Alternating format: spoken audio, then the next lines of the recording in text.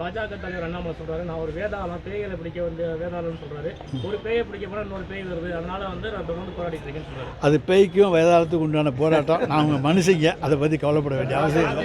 நாம் தமிழர் கட்சியோட நிர்வாகி சாட்டையத்துக்கு கைது பண்ணியிருக்காரு. தமிழக அரசு குறித்து விமர்சனம் பண்ணனால அவர் காவல்துறை கைது பண்ணியிருக்கு அப்படின்னு சொல்லி அதாவது குற்றம் சாட்டுறாரு.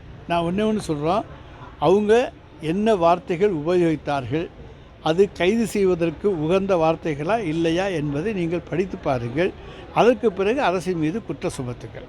அதை விட்டுவிட்டு இன்றைக்கு வந்து சமுதாயத்திலே தவறான வார்த்தைகளை எல்லாம் அவர்கள் உபயோகித்துவிட்டு அல்லது உபயோகிக்கக்கூடாத வார்த்தைகளை உபயோகித்துவிட்டு அதற்கு பிறகு எங்களை வேண்டுமென்றே பழிவாங்கும் நோக்கத்தோடு கைது செய்திருக்கான்னு சொன்னால் தவறு.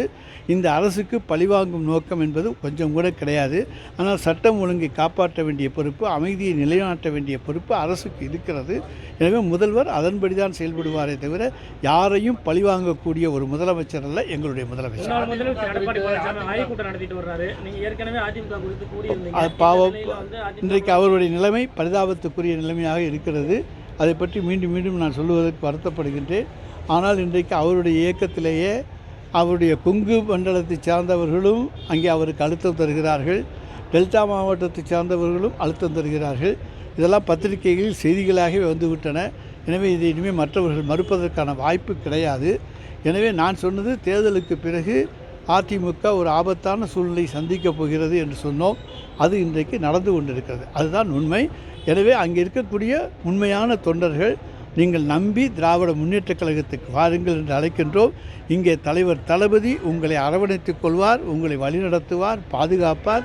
இங்கே எல்லோருக்கும் எப்படி முக்கியத்துவம் தந்திருக்கிறார் என்பதை நீங்கள் கண்கூடாக பார்த்து கொண்டிருக்கிறீர்கள்.